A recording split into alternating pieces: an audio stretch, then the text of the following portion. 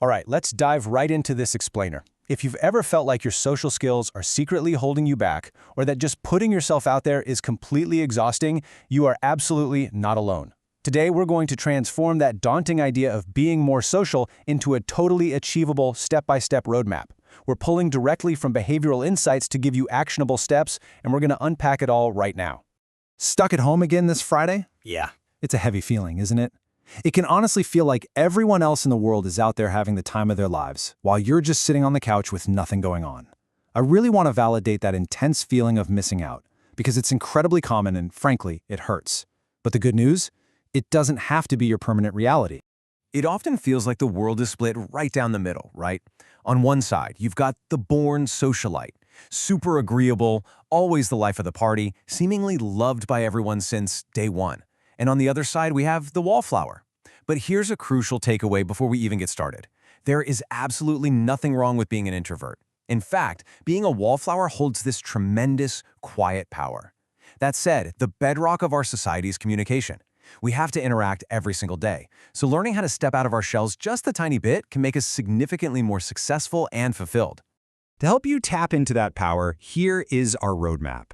We're going to cover breaking the ice with hobbies, moving beyond just saying hello, bringing out your rough edges, practicing on friendly strangers, and finally, embracing looking completely foolish. Think of this as your progressive training montage. We're taking this one logical step at a time. All right, let's kick things off with step 1. Break ice with hobbies.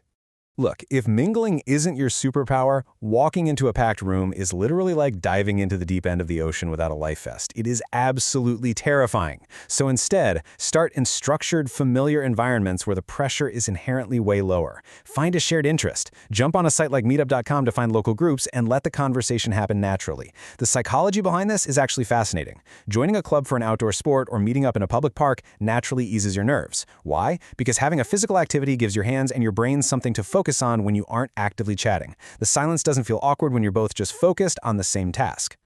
Moving right along to section 2, beyond just saying hello. Now we're going to crank up the dial just a tiny bit. You know those acquaintances at work or school you normally just give that polite little nod to? We're going to push slightly past our comfort zone by saying a bit more than just hi. Now to form a real connection, you have to know what to dodge. Skip the generic weather chat, generic sports talk, and absolutely steer clear of politics. Controversial or cliché topics usually just stall the conversation out, or worse, they create weird negative vibes during your first real interaction. Instead, try bringing up an interesting current event, make a genuine observation about a cool jacket they're wearing, or mention a shared passion. That is exactly how you spark a memorable connection. Okay, on to step 3. Bring out your rough edges. This one is a total game changer. We have this wild misconception that we need to be absolutely flawless to be liked, but opening up and sharing stories about your failures, your silly mistakes, and those completely stupid moments actually makes you vastly more authentic to the people around you. Think about it. People are attracted to each other's rough edges. I want you to really let that sink in. Nobody expects you to be perfect. Honestly, think about the people who refuse to ever admit they're wrong.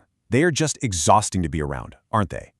When you are at ease with your own imperfections, it subconsciously gives everyone else permission to relax and be themselves too.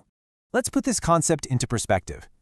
Imagine conforming to the crowd by pretending to be obsessed with the newest pop hits just to fit in, when your true passion is actually classical music.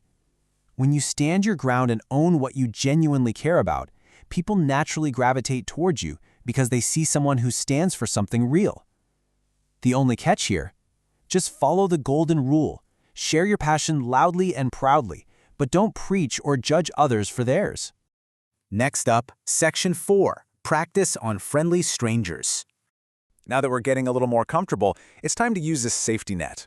We are going to practice your social interactions with neutral third parties out in the real world. I'm talking about cashiers, the person sitting next to you on the train, waiters, salespeople. Do you know what the beauty of this is? Most of these folks are literally paid to talk to you. It completely strips away the psychological friction of walking up to a total stranger. You don't need to launch into a heavy philosophical debate. Just ask the cashier how their shift is going, or ask a waiter what they personally like on the menu. It is the ultimate low-risk, high-reward practice. And here's the coolest part. Small connections yield unexpected human returns. The source material highlights some incredible everyday examples of this exact phenomenon. Just by chatting a bit and treating someone like a human being, waiters have actually warned the author away from ordering a terrible, overpriced dish. Salespeople have quietly tipped him off to hold out for a massive sale the following week. Taking a brief 10 seconds to connect can literally pay off in ways you'd never expect. And that brings us to our final step, Section 5. Embrace looking perfectly foolish. This is it, the ultimate boss battle. The single biggest thing holding us back socially is the paralyzing dread of fumbling, saying the wrong thing, and being judged. But please remember this. Nobody is going to remember your awkward fumble on the bus 3 weeks from now. Why? Because they are way too busy worrying about their own awkward moments. So the key here is reframing failure. That weird joke that didn't land, the time you tripped over your words, everyone is just as insecure as you are, and they simply do not have the mental bandwidth to obsess over your social slip-ups. To really cement this mindset, try what's called a radical exposure mental check. Picture taking your shirt off in the middle of a busy sidewalk, or, I don't know, wearing your underwear on the outside of your pants. Obviously, do not actually go do this, but if you did, you'd quickly realize people would probably give you a weird look, brush right past you, and just get on with their day. Picturing this proves a massive point. That intense, laser-focused judgment you're so terrified of is mostly just an illusion. You are truly afraid of a ghost. At the end of the day, it all boils down to a single number, 99%. We share 99% of our DNA with every single other person walking this planet. We are all wonderfully, messily human. We all share the same anxieties, the same awkward fumbles, and the exact same universal craving for genuine connection. Once you remember our shared humanity, the crowd stops looking so intimidating.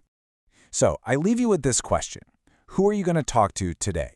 We've laid out the roadmap, you know the stakes are incredibly low, and the world is just waiting for you to step out of your shell. Embrace those rough edges and go make a human connection.